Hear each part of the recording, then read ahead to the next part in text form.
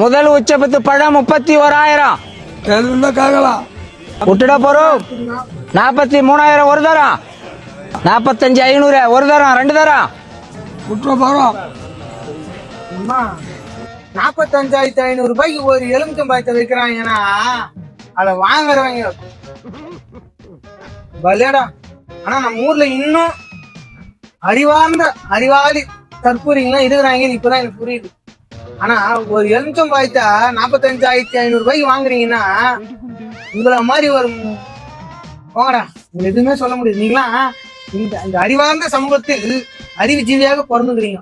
உங்களெல்லாம் எதுவுமே யாராலையும் தடுப்பு, அந்த கடவுளே வந்தாலும் உங்களால் திட்ட முடியாது. 45,500 ரூபாடா, 4 வீட்டு குடும்பத்துக்கு 1,000 ரூபாய்னு கொடுத்தா ஜாலியா சந்தோஷமா இருந்திருப்பாங்க. சரி, 45,000 பேருக்கு ஆனாடா உட்காடே போங்கடா. உங்களெல்லாம் திட்ட முடியாதுடா. அவங்கெல்லாம் குடும்பங்களுக்கு சாப்பாடு வாங்கி கொடுக்கலாம், ஆதரவற்றவர்களுக்கு வந்து சாப்பாடு வாங்கி கொடுக்கலாம், அதெல்லாம் பண்ற மாட்டாங்க. அந்த ஒரு எலுமிச்சை மரத்தை வாங்கி போய் வச்சு பீரோல வச்சு அழுகி போய் என்ன பண்ணுவீங்க? அதிகபட்சம் அந்த ஒரு எலுமிச்சை சாப்பிட்டா ஒருத்தன் வாங்கி கூட ரொம்ப இருக்கா.